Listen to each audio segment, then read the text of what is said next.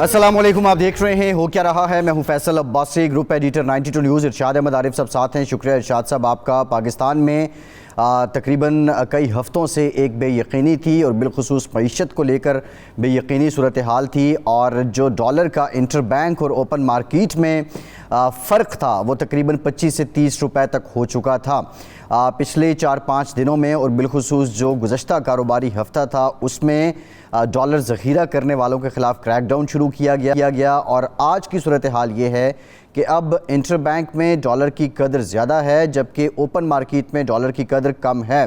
कुछ लोगों का ये कहना है कि ओपन मार्केट में लोग सदाएं दे रहे हैं कि डॉलर ले लें, लेकिन अब ओपन मार्केट में डॉलर ख़रीदने वाले नहीं हैं। साथ ही साथ ये भी डेवलपमेंट है कि बड़ी तादाद में जो फ़ॉरेन एक्सचेंज कंपनीज़ हैं उनकी जानिब से डॉलर बैंक में जमा करवाए गए हैं, और आज भी जो डॉलर की कदर है उसमें गिरावट हुई, रुपया तगड़ा हुआ है, रुपए की कदर में बेहतरी आई है। जो मुआशी इशारे हैं उनमें बेहतरी आ रही है और बेयकीनी के बादल छट रहे हैं। ऐसे में एक ख़बर ये आती है कि जो सदर पाकिस्तान हैं आरिफ अलवी साहब, जिनके ओहदे की जो मुद्दत है वो 9 सितंबर को ख़त्म हो गई और उसके बाद अब वो इलेक्शन की तारीख़ देने वाले हैं। सवाल ये है कि जो आर्टिकल है आइन का 58(1) उसके तहत ये असम्बली डिज़ोल्व हुई वज़ीर-ए-आज़म की एडवाइस पर, और जो आइन में कानून में तरमीम की गई थी इलेक्शन कमीशन के, उसके बाद अब देखा जाए तो ये इख्तियार बनता है इलेक्शन कमीशन का। 58(2) के तहत अगर डिज़ोल्व हो जाए असम्बली तो फिर सदर ममलिकत का इख्तियार है। लेकिन सवाल ये है कि अचानक सदर ममलिकत को इलेक्शन की तारीख़ देने की याद क्यों आन पड़ी है। इससे मुतालिक ऐवान सदर तो कह रहा है इस पर मुशावरत जारी है, लेकिन अभी तक तारीख़ सामने नहीं आई है।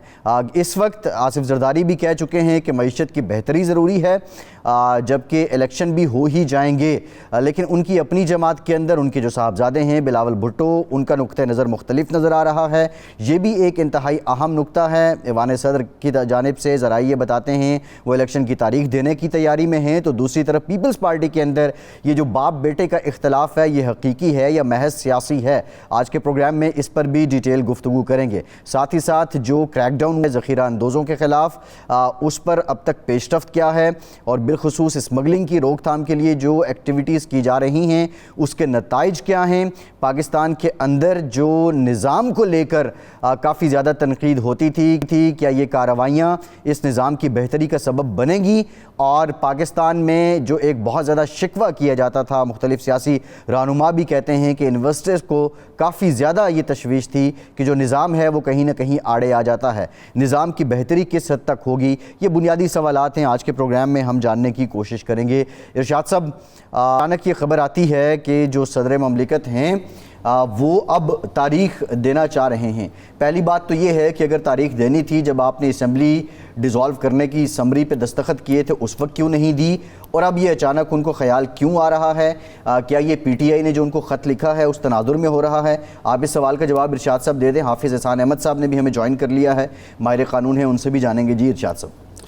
देखिए, 2-3 मौके थे जब नज़र आता था कि सदर मुल्कत तारीख़ देंगे या दे सकते हैं या देना चाहिए। नंबर 1 तो जिस दिन उन्होंने समरी पर साइन किए थे उस वक्त भी उनको मालूम होगा कि आइन के तहत मेरा इख्तियार क्या है और मैं क्या कर सकता हूँ क्या नहीं कर सकता, वो उन्होंने नहीं किया।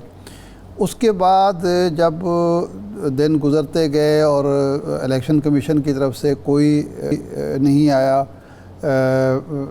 तारीख़ नहीं आई, और फिर उन्होंने इलेक्शन कमीशन को या चीफ़ इलेक्शन कमिश्नर को तलब किया कि आए मुशावरत करते हैं, और उन्होंने जवाब दिया कि आप नहीं कर सकते। उस वक्त तवक्को थी कि सदर साहब अपने इख्तियार को इस्तेमाल करेंगे अगर उनका कोई है आइनी इख्तियार। वो भी वक्त गुज़र गया। आखिरी जो मौका था वो ये था कि जब उनकी आइनी मुद्दत ख़त्म हो रही थी और उसके बाद एक टेन्योर, तो सदर तो वो रहेंगे, सदर के तौर पर उस वक्त तक खिदमात अंजाम देंगे जब तक कि नए सदर का इंतखाब नहीं हो सकता। लेकिन एक अखलाकी एक तकाज़ा होता है कि जब बाकायदा उनकी टर्म ख़त्म हो रही है तो उससे पहले तवक्को ये की जा रही थी। बाद लोगों का ख्याल था कि वो आज ऐलान कर देंगे ताकि कल जब वो एक अबूरी सदर हम नहीं कह सकते उनको, ना निगरान सदर कह सकते हैं, सदर सदर ही होता है। खा वो कायम मकाम सदर भी हो तो उसके भी वही इख्तियारात होते हैं जो मुस्तकिल सदर के हैं। लेकिन बहरहाल एक अखलाकी तौर पर पोजीशन वो नहीं रहती जो पहले होती है एक मुंतखब सदर की और अपनी मुद्दत के दौरान, वो भी नहीं की। आज अचानक ये ख़बर आई, उन्होंने तलब किया वज़ीर कानून को और उनसे डिस्कशन हुई और फिर ये ख़बर सामने आई कि शायद वो ऐलान कर सकते हैं। अब ताज़ा तरीन जो सूरत हाल है, जो चैनल्स के ज़रिए, मीडिया के ज़रिए सामने आई है कि ऐवान सदर के ज़राए तरदीद कर रहे हैं। लेकिन अगर तरदीद हो रही है तो ये ख़बर कैसे निकली, क्यों इस पर डिस्कशन शुरू हुई, और जब तक 1.5-2 घंटे 2.5 घंटे तक ये बहस होती रही, फ़ौरन ऐवान सदर ने उसकी तरदीद क्यों नहीं की, ये एक सवालिया निशान है। लेकिन बुनियादी चीज़ तो ये है कि इस वक्त सदर मुमलकत आइन और कानून की रोशनी में क्या ये इख्तियार रखते हैं कि वो ऐलान कर सकते हैं, और अगर वो ऐलान करते हैं उस पर अमल दरामद नहीं होता, जिस तरह के सुप्रीम कोर्ट के फ़ैसले पर अमल दरामद नहीं हो सका, तो फिर सदर का लाए अमल क्या होगा, एक बात, और उनके हुक्म की जो हुक्म अदूली होगी उसके क्या नताइज मुज़मरात होंगे, और इसका रियासत पर क्या असर पड़ेगा। क्योंकि जो हाईएस्ट पोस्ट है और अहम तरीन ओहदा है, अगर वो सदर मुमलकत ऑर्डर करें उस पर अमल ना हो तो ये भी कोई अच्छी बात तो नहीं है। तो क्या इन चीज़ों को सदर मुमलकत ने सोचा है? ये एक इस वक्त ऐसी बहस है जिस पर बात होनी चाहिए, और कानूनी माहिरीन ही ये सही हक रखते हैं राय देने का कि क्या होना चाहिए,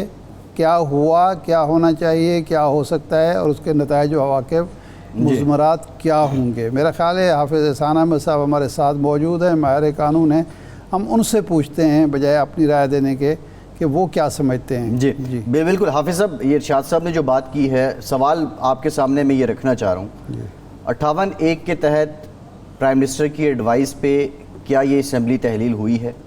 क्योंकि 58(2) के तहत तो हुई नहीं, वो ग्राउंड ही मौजूद नहीं थे, और 58(1) के तहत अगर हुई है तो फिर जो 48(5) है, आप समझते हैं कि वो सदर इस्तेमाल कर सकते हैं, या जो इलेक्शन कमीशन के एक्ट में तब्दीली आई उस कानून के तहत इलेक्शन कमीशन ही तारीख देगा? बिस्मिल्लाहिर्रहमानिर्रहीम। फैसल भाई आपका और इरशाद आरिफ साहब आपका बहुत शुक्रिया कि आपने मौका दिया।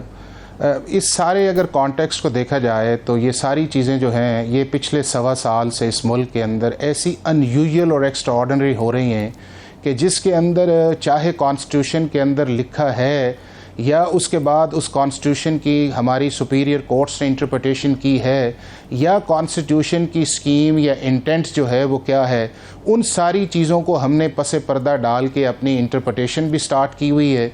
उसके बाद हम अपनी मर्ज़ी की राय भी उसके अंदर देते हैं, और जब हम राय देते हैं तो फिर हम उस चीज़ को अपना एक्सक्लूसिव हक समझते हैं कि जो हम कहते हैं उस चीज़ की तरह वो चीज़ ठीक है। और इस चीज़ को आज पाकिस्तान का जो judicial calendar year supreme court का स्टार्ट हुआ है, इसी चीज़ को पाकिस्तान के चीफ जस्टिस ने भी ऑब्ज़र्व किया है कि जो चीज़ें पाकिस्तान की पॉलिटिकल क्वेश्चंस थे, ये ऐसी चीज़ें थीं जो पार्लियामेंट या इन पार्टीज़ के दरमियान होनी चाहिए थीं, जब आपने उनको कॉन्स्टिट्यूशनल कोर्ट्स के अंदर लेके आया तो उसके अंदर फिर ये है बिटरनेस भी आई, प्रॉब्लम्स भी आई, और आज तक मसला ये जो है वो हम इसको रिजॉल्व करने की बजाय हम इसको और कॉन्ट्रोवर्शियल्स की तरफ लेके जा रहे हैं।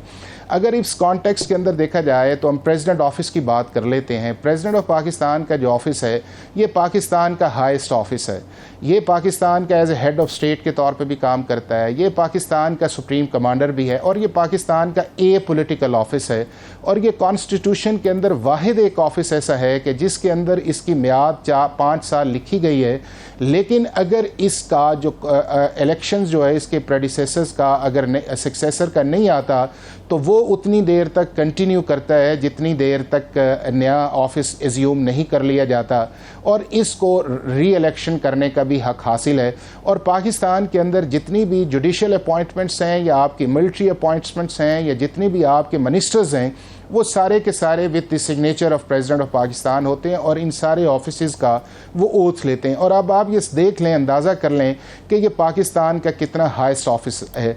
अब दूसरे कॉन्टेक्स्ट के अंदर आप ये देखा जाए तो अगर इस इलेक्शन प्रोसेस के अंदर आप जाएं तो इस ऑफिस की 1.25 साल से अगर आप ये देखें कि ये किस तरह परफॉर्म कर रहा है तो आपको फिर अंदाज़ा हो जाएगा कि इस ऑफिस के अंदर किस हद तक जो है वो सैनिटी प्रिवेल करती है और किस हद तक कॉन्स्टिट्यूशनल मैकेनिज्म पे बात की जाती है। अगर हम इसको स्टार्ट कर लें कि जो पिछले साल अप्रैल के अंदर मार्च के अंदर एक vote of no confidence move हुआ जो फॉर्मर प्राइम मिनिस्टर थे हमारे, और उसको आर्टिकल 5 के ऊपर जो डिप्टी स्पीकर था उसने सबवर्ट किया और उसके बाद जो है प्राइम मिनिस्टर ऑफ पाकिस्तान उस दौर के उन्होंने फ़ौरन ही विदिन 3 मिनट्स जो है उस असम्बली को डिज़ोल्व किया और अभी वो प्रेसिडेंट के पास पहुंची ही थी तो हमने टीवी पे देखा कि प्रेसिडेंट ऑफ पाकिस्तान ने उसको एक्सेप्ट कर लिया है और उसी प्राइम मिनिस्टर को जो है इस मुल्क का एक प्राइम मिनिस्टर के तौर पे कहा है कि आप कंटिन्यू करें। और जानते बूझते इस चीज़ के अंदर कि आर्टिकल 95 का प्रोसेस जितनी देर तक मुकम्मल ना हो उतनी देर तक कोई भी प्राइम मिनिस्टर जो है वो असेंबली को डिसॉल्व नहीं कर सकता, और वो हुई। और उसके बाद आप देखें कि सुप्रीम कोर्ट ऑफ पाकिस्तान ने उसको रेक्टिफाई किया। उसके बाद अगर आप दूसरा कॉन्सिक्वेंस आप देखें तो जब पिछली गवर्नमेंट आई तो ये गवर्नर्स लगाना जो है ये प्रेसिडेंट ऑफ पाकिस्तान का प्रेरोगेटिव नहीं है, ये फेडरल गवर्नमेंट का है और फेडरल गवर्नमेंट में भी प्राइम मिनिस्टर का है और उसकी एडवाइस या कैबिनेट जाती है या प्राइम मिनिस्टर जाती है। और आपने ये देखा है कि पंजाब के गवर्नर का मामला आया और जो एडवाइस प्राइम मिनिस्टर ने भिजवाई प्रेसिडेंट ने उसे ओन करने से डिसओन किया और अल्टीमेटली मामला जब इस्लामाबाद हाई कोर्ट के अंदर गया और सर्टेन ऑब्जर्वेशंस आई तो प्रेसिडेंट ऑफिस ने अपनी पोजीशन को रिट्रीव किया और उसके बाद ये हुआ कि गवर्नर्स भी हटे और नए गवर्नर्स भी लगे। तीसरी सिचुएशन उस वक्त आई कि जब आपके मुल्क के अंदर इंपॉर्टेंट नेशनल सिक्योरिटी बिल्स थे जिसके अंदर आपके ऑफिस के अंदर 2 अगस्त को भी आया, 8 अगस्त को भी आया ऑफिशियल सीक्रेट एक्ट और पाकिस्तान आर्मी एक्ट। आपको पता है कि आर्टिकल 75 के अंदर आपने अपनी डिस्क्रिशन का इस्तेमाल 10 दिन के अंदर एसेंट देनी है या नहीं देनी है, और अगर नहीं देनी है तो आपने अपनी उनको रिटर्न प्रपोजल के साथ पार्लियामेंट को भिजवाना है चूँकि आप पार्लियामेंट का हिस्सा हैं। लेकिन आपने ये देखा कि वो जब पार्लियामेंट ने भिजवाया तो वो नहीं आया और जब सारे मीडिया के अंदर और गैजेट नोटिफिकेशन आया तो प्रेसिडेंट ऑफिस ने एक ट्वीट किया कि जी मुझे तो पता ही नहीं है कि ये 75 के नीचे जो मैंने कहा था कि भिजवाएं या नहीं भिजवाए। और आपने ये देखा कि पाकिस्तान की हिस्ट्री में पहली दफ़ा इस तरह हुआ कि एक सर्विंग प्रेसिडेंट को एक उनका सर्विंग सेक्रेटरी कहता है कि प्रेसिडेंट साहब आपकी बात ठीक नहीं है, फाइल्स आप ही के पास पड़ी हुई हैं और आपने कोई इंस्ट्रक्शंस नहीं की कि उनको वापस भिजवाया जाए। और उससे आप ये देखें कि कितनी इस मुल्क के अंदर और दुनिया के अंदर जग हसाई हुई कि प्रेसिडेंट ऑफ पाकिस्तान जैसा ऑफिस भी है वो कितना डिसऑर्गेनाइज। अब अगर इस चीज़ पे आ जाएं तो जानते बूझते इस चीज़ के अंदर ये है कि ये एडवाइस जो है प्रेसिडेंट को प्राइम मिनिस्टर ने आर्टिकल 58(1) के नीचे भिजवाई है और अगर ये इसके एक्ट अपॉन ना भी करते तो 48 आवर्स के अंदर इस असेंबली ने डिसॉल्व होना है। जानते बूझते कि जब ये एडवाइस आई है उससे पहले आर्टिकल 153 के नीचे जो है CCI का एक फैसला आया है और उस CCI का जब फैसला आ जाए तो फिर आप उतनी देर इलेक्शन में नहीं जा सकते कि जितनी देर तक आप सेंसस जो नहीं है उसके मुताबिक इलेक्टोरल रोल्स ना बनाएं या लिमिटेशंस ना बनाएं। वो देखें कि 51(5) का प्रोसेस जो है वो इनिशिएट हुआ, इलेक्शन कमीशन ने किया और वो आपका पहले 14 दिसंबर था। अब आप उसके बाद ये देखें कि जब आप 48(5) का फिर आपने एक लेटर डाला इलेक्शन कमीशन ऑफ पाकिस्तान को और उन्होंने आपको जवाब दिया कि सदर मोहतरम, और इस तरह नहीं देना चाहिए था, उन्हें जाना चाहिए था सदर के पास, वो हेड ऑफ स्टेट हैं, और उन्हें कहना चाहिए था कि सर हम आपको जवाब भी भिजवाते हैं बट आपके ऑनर के अंदर आए हैं। फिर लॉ मिनिस्ट्री ने आपको जवाब दे दिया कि आपकी पार नहीं है, ये 48(5) का केस नहीं है, 58(1) का है। चूँकि 48(5) उसी सूरत के अंदर है कि जब आपके खिलाफ प्राइम मिनिस्टर जो है उसके खिलाफ वोट ऑफ नो कॉन्फिडेंस आए और नया प्राइम मिनिस्टर जो है वो अपनी मेजॉरिटी ना ले सके तो प्राइम मिनिस्टर प्रेसिडेंट बगैर एडवाइस के उसको कर सकते हैं। फिर आपके पास 9 अगस्त को ये एडवाइस आई, आप अब तक उसके पास बैठे हुए हैं।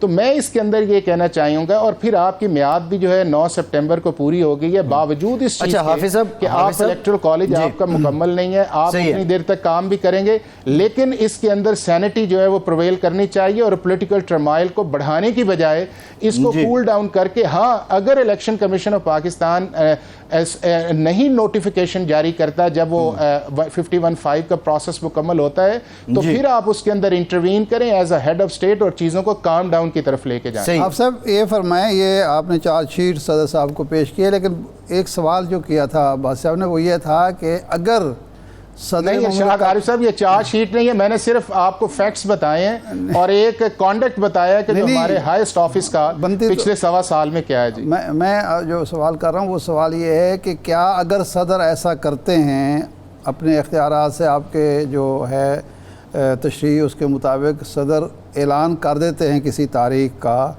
तो सवाल ये था कि क्या उस पर फिर अमल दरामद हो पाएगा, नहीं होगा, और ये उसी तरह का अमल होगा जिस तरह चीफ इलेक्शन कमिश्नर ने किया है कि उन्होंने कहा कि आप मुशावरत के लिए हैं और उन्होंने उसको हवा में उड़ा दिया।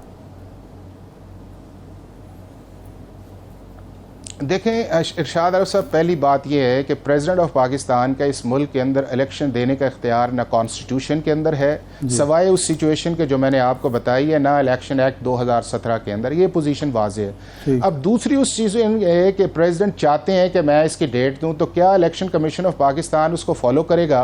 तो मैं ये समझता हूँ कि इलेक्शन कमीशन ऑफ पाकिस्तान वही करेगा जो उन्होंने प्रेसिडेंट को पहले जवाब दिया, लेकिन ये मुनासिब नहीं है। बट दूसरी सिचुएशन ये है कि प्रेसिडेंट का ऑफिस को पता है इस चीज़ का कि ये मामला पाकिस्तान की सुप्रीम कोर्ट में चला गया है, कुछ लोग सुप्रीम कोर्ट के अंदर गए हैं और उन्होंने कहा है कि जी 224 जो है उसके नीचे 90 दिन है, और वो ये कहते हैं कि सीसीआई का फैसला जो है वो गलत है, चूंकि वहां पे इंटरम चीफ मिनिस्टर से तो 51(5) के नीचे हो नहीं सकता।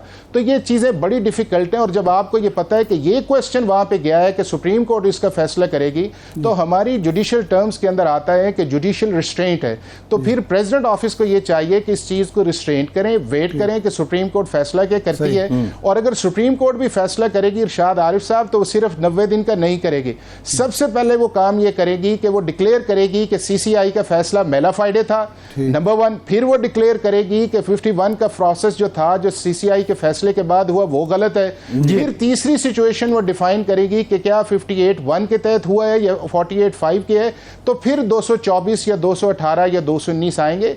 तो इस सारी चीज़ों के अंदर बहुत सारे ब्रिजेस हैं जो कॉन्स्टिट्यूशन लीगली करने चाहिए। बट इंपॉर्टेंट चीज़ ये है कि बजाय इस चीज़ के अंदर किस चीज़ को कॉन्ट्रोवर्शियल किया जाए, पॉलिटिकल इंस्टेबिलिटी के अंदर जाया जाए, बेहतर यही है कि चीज़ों को काम डाउन करें। और अगर ये प्रोसेस 51(5) का नहीं होता, दूसरा आप ये देखें कि कुछ दिनों से आपने देखा है कि क्रैक डाउन जो है वो स्मगलिंग के ऊपर, डॉलर्स के ऊपर आपके शुरू हुआ है, तो उन चीज़ों के आपका फोकस जो है वो ज़्यादा होना चाहिए, बजाय उन चीज़ों के अंदर के ये चीज़ें जो हैं इस मुल्क के अंदर चल रही हैं, जिसका इस आम आदमी जो है बिल्कुल फंडामेंटल राइट है इस चीज़ का, इस मुल्क के अंदर इलेक्शन होने चाहिए। But supreme court of Pakistan ने साथ ये भी कहा है कि जितनी देर तक आपके वो लोग जो 18 साल से ज़्यादा हैं उनको आप इलेक्टोरल लोट में लिस्ट नहीं कर सकते, ये आपकी कॉन्स्टिट्यूशनल कमांड भी है और फंडामेंटल राइट्स भी है। और फॉर्मर पीटीआई चेयरमैन ने सुप्रीम कोर्ट कराची के कॉन्टेक्स्ट के अंदर ये केस लेके गए थे, और कराची के अंदर अच्छा हाफिज साहब एक सवाल, हाफिज साहब देखिए सवाल ये है, सुप्रीम कोर्ट ने कहा कि इसको रिजॉल्व करें।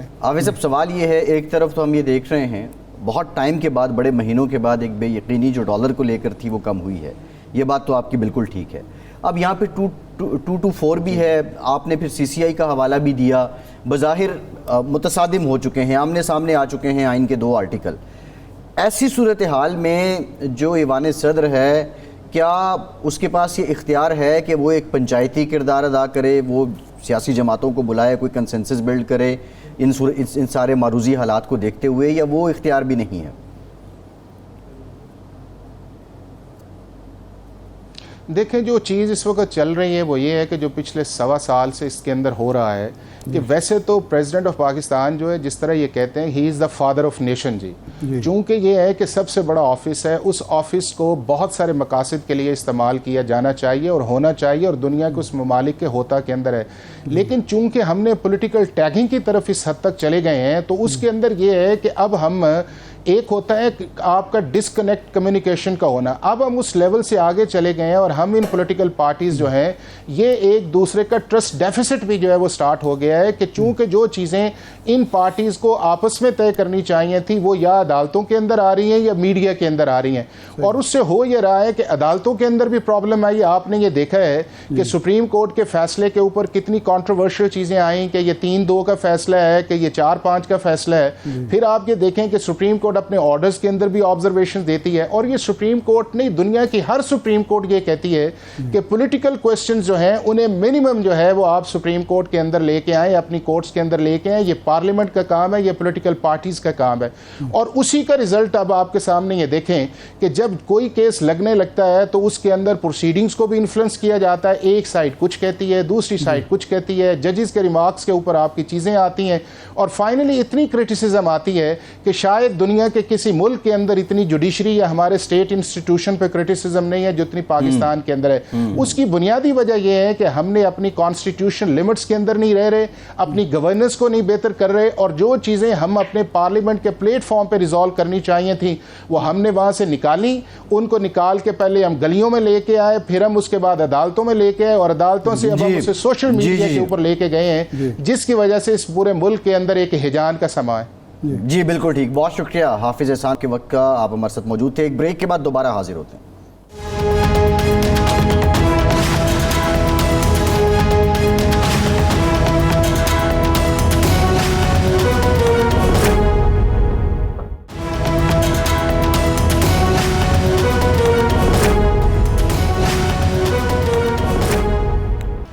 ब्रेक के बाद एक बार फिर से आपको खुशामदीद कहेंगे। हमें ज्वाइन किया है मुस्लिम लीग नून के सीनियर रहनुमा, पाकिस्तान के सीनियर सियासतदान, साबिक वफाकी वज़ीर राना तनवीर साहब ने। राना साहब बहुत शुक्रिया आपका। राना साहब, आज ये खबर आई कि सदर पाकिस्तान इलेक्शन की तारीख दे सकते हैं। सवाल तो ये है कि अब आपकी जमात के अता तारड़ साहब है, उन्होंने ये भी कहा कि अब जब मईशत इस्तेहकाम की तरफ जा रही है तो ऐसे में वो तारीख दे रहे हैं और इसका मतलब जो मुआशी इस्तेहकाम है उसको डीरेल करना है। पहला सवाल तो ये बनता है, आप लोग हुकूमत में रहे और एक निगरान हुकूमत है वो इस्तेहकाम पे ले आई है, आप नहीं समझते कि आपसे कोई गलतियाँ हुई हैं या एक बोझ था इत्तेहाद का कि आप इस तरह का इस्तेहकाम ना दे सके कि कम से कम डॉलर से मुतालिक बेयकीनी तो छट गई? फैसल साहब, तारड़ साहब ने क्या कहा है, लेकिन मैं समझता हूँ कि एक बात तो दो इशू है। एक सदर पाकिस्तान तारीख देने वाली बात मैं समझता हूँ कि जब एक चीज़ सेटल हो गई है कि वो तारीख नहीं दे सकते, लॉ मिनिस्ट्री ने भी उन्होंने ओपिनियन मांगी और वो सबसे पहले प्रिंसिपल जो लॉ ऑफिसर होता है वही हमारा लॉ डिवीजन ही होती है, तो उन्होंने अब कह दिया कि आपका अख्तियार नहीं है, इलेक्शन कमीशन का अख्तियार है। तो मेरा लिए ये चैप्टर क्लोज हो जाना चाहिए और सदर पाकिस्तान को अब इसमें बीच में नहीं आना चाहिए। लेकिन जहाँ मईशत इस्तेहकाम की तरफ जा रही है, मैं समझता हूँ ये इससे मेरा तो बड़ा फर्म है कि जब तक एक इलेक्टेड गवर्नमेंट अपने एक स्टेबल पॉलिटिकल स्टेबिलिटी उसको अगर डिस्टेबलाइज ना किया जाए और वो अगर करे तो मेरा लिए इकॉनमी सही आगे बढ़ेगी। तो ये जो मैयत लिए जा रहे हैं निगरानों की तरफ से, ये ठीक है, बड़ा अच्छा है, बेहतरी आई है डॉलर की में, कम से कम डॉलर में आई है। तो बाकी चीज़ें मईशत बहुत इससे बहुत बड़ी है जिसकी वो बात होती है। मईशत को इस्तेहकाम आएगा जब, मैं समझता जिस तरह 13 से 17 तक इस्तेहकाम था उसको डीरेल किया गया, उस गवर्नमेंट को मियां नवाज शरीफ साहब को निकाला गया और जिस तरह उस वक़्त के अगर मैं उस वक़्त आपको पता है खुशहाली भी थी, तरक्की भी हो रही थी, इंफ्रास्ट्रक्चर बेहतर हो रहा था, लोड शेडिंग ख़त्म हो गई थी और इन्फ्लेशन 2% पे आ गया था, रिजर्व्स हमारे 23 बिलियन पे डॉलर पे पहुंच गए थे, तो डॉलर 105 पे था। तो ये सारी चीज़ें थी। तो अभी मैं नहीं समझता कि ये जो टेम्परेरी मेजर्स ठीक है, कार्टिजोन, बट सस्टेनेबिलिटी तभी आती है जब एक स्टेबल पॉलिटिकल गवर्नमेंट होगी और वो इलेक्शनों के ज़रिए आएगी। अच्छा राना साहब, ये बात इसलिए भी लगती है कि एक कोई फ़ैसला अदालत का आ जाए, कोई और ऐवान सदर के हवाले से बात आ जाए, जो जवाब निगरान हुकूमत को करना चाहिए, क्योंकि इस वक्त तो मामलात वो चला रहे हैं। अताउल्लाह तारड़ साहब जो हैं वो जवाब देने आते हैं, जबकि कोई सरकारी तर्जमान, कोई वज़ीर, कोई मुशीर नहीं जवाब दे रहा होता। तो ये ज़िम्मेदारी अताउल्लाह तारड़ साहब ख़ुद क्यों ले लेते हैं? उनको जवाब देने दें जो इस वक्त मामला चला रहे हैं। नहीं, इसका तो जवाब वही वो दे सकते हैं, लेकिन मैं समझता हूँ कि निगरान अच्छा करें बुरा करें जो भी करें उनकी जिम्मेदार उन पे ही उनकी बात होनी चाहिए। हमारा कोई उनके लेना देना नहीं है निगरानों के साथ। एक निगरान केयर टेकर सेटअप आया है तो वो चलाएगा, वो अच्छा करे, अल्लाह करे वो अच्छा करें और इकोनॉमी बेहतर हो जाए, गवर्नेंस बेहतर हो जाए। लेकिन हमारा कोई उनसे वास्ता नहीं है। बाकी आप बता, तारड़ साहब रोज टीवी पे आते हैं, उनसे पूछ लें। जी लेकिन मैं समझता हूँ हमारा उनके साथ ना वास्ता है जी। ना होना चाहिए। नहीं, आप देखें ना, इसी वजह से बिलावल भुट्टो बार बार वो मतऊन कर रहे हैं, उनको कहने का मौका मिल रहा है कि देखें जी, वो तो हमारे इत्तेहादी जो हैं वो इलेक्शन में जाना ही नहीं चाहते, हम तो तैयार हैं। तो इस तरह की जब प्रेस कॉन्फ्रेंसेस होंगी या बयानात आएंगे तो फिर उनको कहने का मौका मिलेगा। नहीं, वो इस वजह से तो नहीं कह रहे कि एक तारड़ साहब कोई स्टेटमेंट दे रहे हैं, लेकिन मैं समझता हूँ कि वो पॉलिटिकल माइलेज ले रहे हैं और अपने आप को एक पॉलिटिकल साइड पे ज़्यादा, क्योंकि जो एक पॉपुलर किस्म की बात होती है, जो जिस तरह वो करते हैं, एक रियलिटी होती है, फैक्ट्स होते हैं, उनको अगर नेशनल इंटरेस्ट में देखा जाए और उनकी बात की जाए तो मेरा हाल ज़्यादा मुनासिब है बनिस्बत इसके इस वक्त पॉपुलिज्म पे जाया जाए। तो वो मेरा हाल बिलावल साहब इस वक्त पॉपुलिज्म पे जा रहे हैं कि जी बड़े डेमोक्रेटिक बने हुए हैं। हालांकि तमाम फैसलों में वो थे, जब मर्दमशुमारी हुई, सेंसस हुए, वो नोटिफाई हुए, CCI में बैठे हुए थे, वहाँ डिसीजन हुआ, और जितने भी डिसीजन हुए हैं वो उनसे मिलके होते रहे हैं। अब हल्का बंदी होनी है, जरदारी साहब ने कहा हल्का बंदी जरूरी है। हल्का बंदी हो, एक साफ शफाफ किस्म की हल्का बंदी हो। मुझे तो पता है 2018 की हल्का बंदी किसी तरीके से भी एक्सेप्टेबल नहीं है। वो तो एक बहुत अजीब किस्म की हल्का बंदी थी। कोई उसमें जो जितने भी गाइडलाइन थी हल्का बंदी की या रूल्स रेगुलेशन जो उनके इलेक्शन कमीशन के हैं, गाइडलाइन क्या होती है, उससे हटके हुई थी। तो अच्छा, अभी अगर इस वक्त बेहतरी की तरफ जा जाए, 1-2 महीने से कोई फर्क नहीं पड़ता, हल्का बंदी हो और इलेक्शन हो जाए। जी राना साहब, इस वक्त जो निगरान हुकूमत ने इक़दाम किए ज़ख़ीरा अंदोज़ी के ख़िलाफ़, उसके बाद स्मगलिंग के ख़िलाफ़, डॉलर के हवाले से, तो उसके नताइज सामने आ रहे हैं। ये आपकी हुकूमत क्यों नहीं कर सकी, जबकि डार साहब को तजर्बा भी ज़्यादा था, वो मामलात को समझते भी थे, दावा भी यही करके आए थे। तो ये सब कुछ होता रहा आपके दौर में और आपने नहीं किया। ये एक हफ़्ते में हालात कितने बेहतर हुए हैं, ये निगरान हुकूमत का क्रेडिट जाता है। तो आप लोगों ने क्यों नहीं किया? ये इत्तेहाद और मखलूत हुकूमत की वजह से मजबूरियाँ थी आपकी या कोई और रुकावट थी? देखिए, ये बड़ा अच्छा क्वेश्चन आपने किया है। पहले जब हमारी गवर्नमेंट बनी तो एक तो कोलिशन गवर्नमेंट थी। कोलिशन गवर्नमेंट कभी भी कोई मुख्तलिफ हवाले से, इकानमी हो, गवर्नेंस हो, वो उस तरह के डिसीजन नहीं हो सकते जिस तरह के होने चाहिए।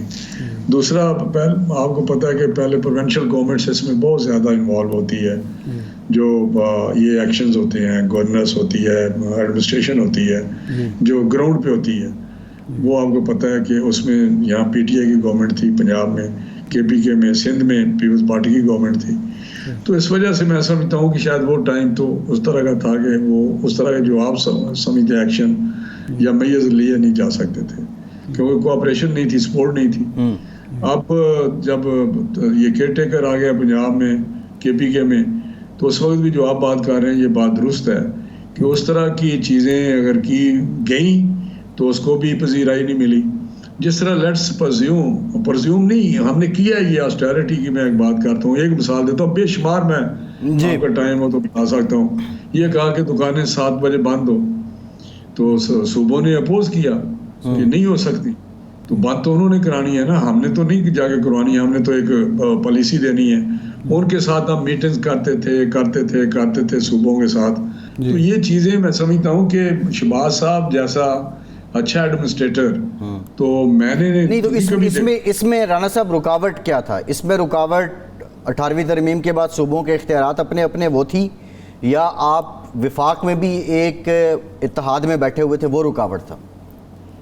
नहीं, मैं समझता हूँ तीनों चीज़ें थी। इत्तेहाद का भी एक मसला था, इत्तेहादी हुकूमत का नाते होने के नाते। दूसरा, 18वीं तरमीम भी इसमें बिल्कुल रुकावट है। तीसरा, जो पॉलिटिकल मुख्तलिफ पार्टियों के अपने अपने इंटरेस्ट थे। आपको अगर मौका मिलता है राणा साहब, आपको अगर मौका मिलता है दोबारा से हुकूमत बनाने का और मैक्सिमम नंबर पार्लियामान में लेने का, तो 18वीं तरमीम को आप लोग रिविजिट कर सकते हैं? नहीं देखिए, मैं समझता हूँ 18वीं तरमीम रिविज़न मेरा ये ज़ाती है, पार्टी का नहीं है। मैं तो इस पे बड़ा वोकल हूँ कि 18वीं तरमीम में जो हुई उसमें बहुत सारी चीज़ें रिविज़िट करने वाली बात है। प्रोविंशियल को बिल्कुल ऑटोनॉमी होनी चाहिए। एनएफसी को आप कर सकते हैं रिविज़िट। आप बहुत सारे इश्यूज हैं, जो बहुत सारे मतलब शोबा हैं, बहुत सारे सेक्टर हैं जिनमें आप रिविज़िट करना चाहिए।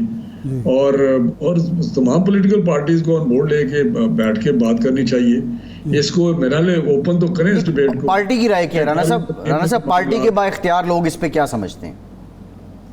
पार्टी के बाख्तियार लोग जो हैं, मेरा ख्याल है उसमें कभी बात नहीं हुई, लेकिन वो तो 18वीं तरमीम उन्होंने की हुई है और वो उसके साथ हैं। लेकिन मैंने जो ज़ाती मेरा मुशाहिदा है उसमें यही है कि 18वीं तरमीम पे उसमें कोई रिविज़िट करने वाली चीज़ें हैं और इस पर कोई कमीशन भी बैठ सकता है। इसमें पार्लियामेंट की कमेटी दोबारा बन सकती है। देखिए कि हुई अच्छी नीयत से वो चीज़ हुई है, लेकिन अगर किसी जगह रुकावट है, उसमें मामलात आगे नहीं बढ़ रहे, तो ये कोई कुरानी सहीफे तो नहीं ना, ये ना ही कुरानी सहीफा है ना कोई लॉ होता है। ये सारे लिविंग लॉज हैं, इनमें इम्प्रूवमेंट होती रहती है।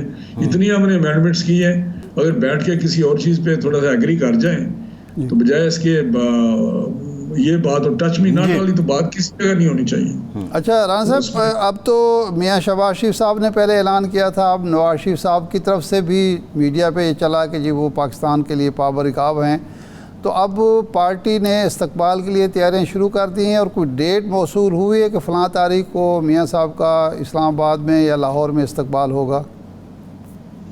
अभी देखें जी, उन्होंने कहा कि अक्टूबर में वो आ रहे हैं। कभी 15 अक्टूबर की शहबाज साहब ने बात की थी, लेकिन आगे पीछे 2-4 दिन आगे पीछे हो सकता है। लेकिन ये मियाँ साहब ने, बड़े मियाँ साहब ने बात की है कि अक्टूबर में मैं आऊँगा, तो मैं समझता अब तो ये कंफर्म है। अल्लाह ना खैर करे कोई ऐसी चीज़ ना हो, लेकिन वही अक्टूबर कंफर्म है। लेकिन बाकी तैयारियों की बात रही, अपने तौर पे लगे हुए हैं तैयारियां, बिल्कुल उनका शान इस्तकबाल किया जाएगा। वो आएंगे और लाहौर में आए या इस्लामाबाद में आए, जिधर भी आएंगे इंशाल्लाह लोग इस्तकबाल करेंगे उनका। जी ठीक, बहुत शुक्रिया राणा तनवीर साहब। आपके एक ब्रेक के बाद दोबारा हाजिर होते हैं।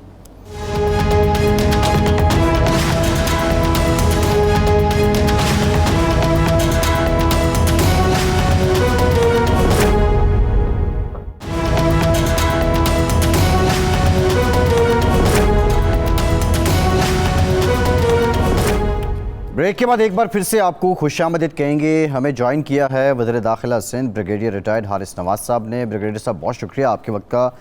ये बताइएगा, असरात तो हम देख रहे हैं जो क्रैकडाउन आपने किए हैं और बिलखुसूस स्मगलिंग को लेकर, सवाल ये है ब्रिगेडियर साहब कि ये टारगेट्स जो हैं वो कब तक अचीव हो पाएंगे? ये जो इस्तेहकाम हमें नज़र आ रहा है, इसका तसलसल बरकरार रखने के लिए मज़ीद क्या कुछ करना चाहते हैं आप?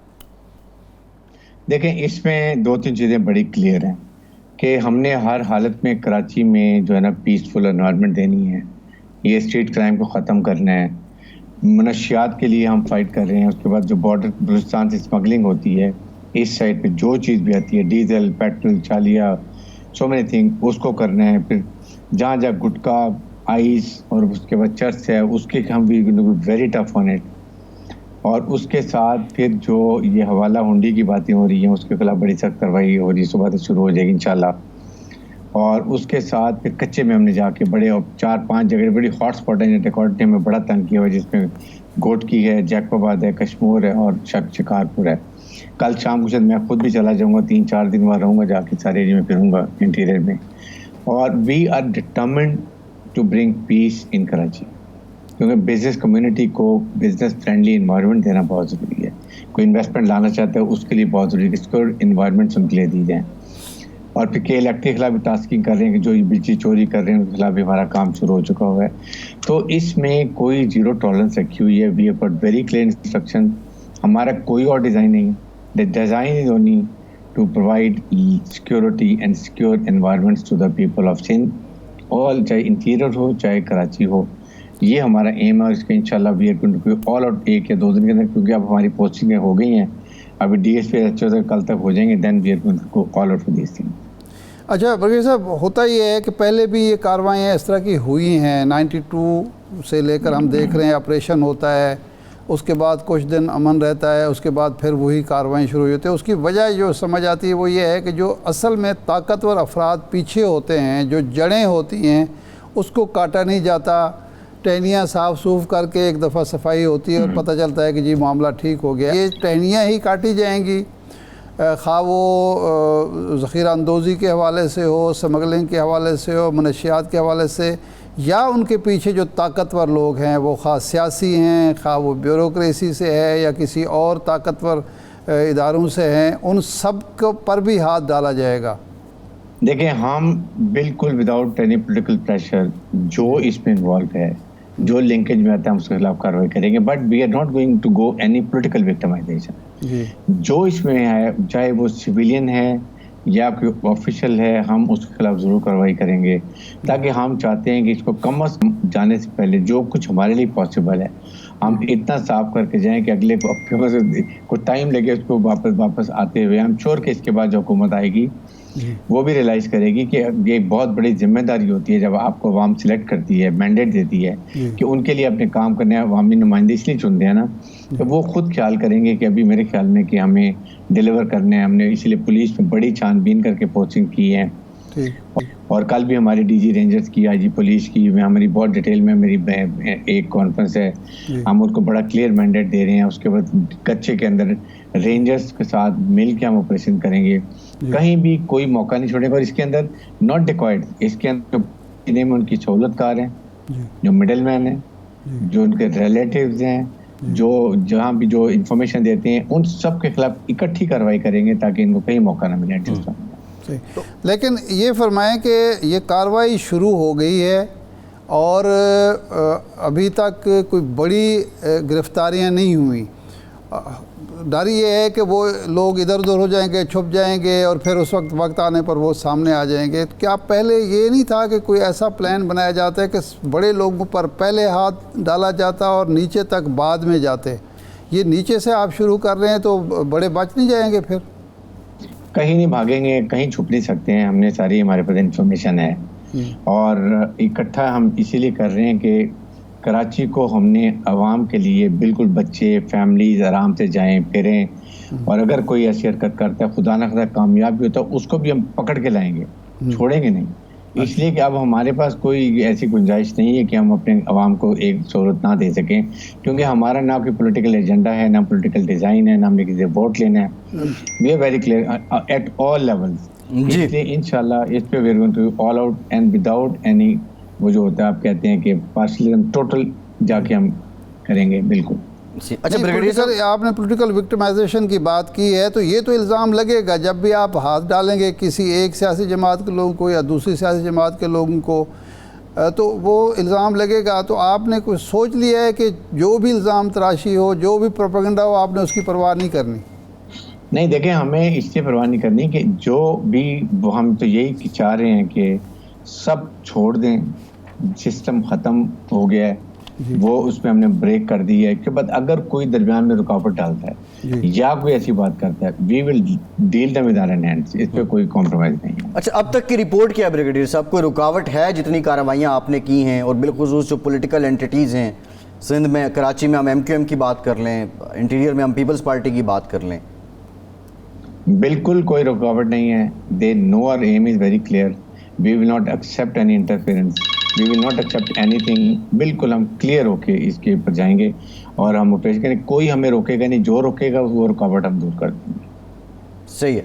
इसमें जो मामला बीच में ये भी इत्तलात आई कि ट्रांसफ़र पोस्टिंग पे शायद रिजर्वेशन थी कुछ पीपल्स पार्टी को, क्या ये हकीकत पर मबनी है? इस तरह के तहफ़्फ़ुज़ात आप तक भी पहुँचे?